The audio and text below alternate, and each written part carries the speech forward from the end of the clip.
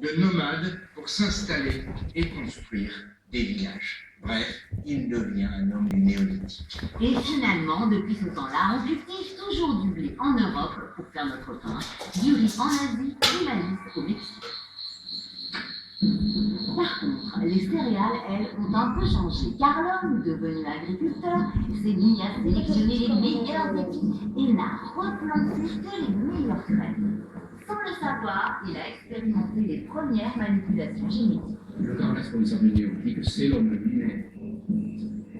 Vis-à-vis de la nature, il se rend compte qu'il peut agir sur elle, il peut la modifier, la transgresser, et c'est cette prise de conscience qui se passe dans sa tête, en réalité. Cette prise de conscience qui fait que l'homme, se sentant plus fort, finit par la transformer et finit par en devenir le maître.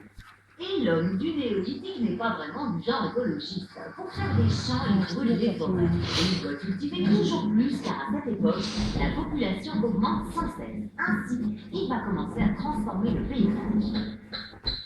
Je commence à avoir une petite dalle, moi. Ah, un petit menhir. Qu'est-ce que tu nous mijotes, Sabine? Ah bah là, je suis en train de te faire des galettes de blé. C'est très facile, regarde. Avec une meule, on moule le blé, c'est-à-dire qu'on écrase les grains pour obtenir de la farine. À cette farine, on ajoute de l'eau pour avoir de la pâte. On peut aussi mettre de la farine de fève pour rendre la galette plus nourrissante. Ensuite, on fait cuire la pâte et regarde le résultat. Une belle galette bien dorée. Alors celle-là, elle a cuit directement sur la braise, mais j'aurais pu aussi utiliser un plat en céramique, parce que la céramique, c'est aussi une invention du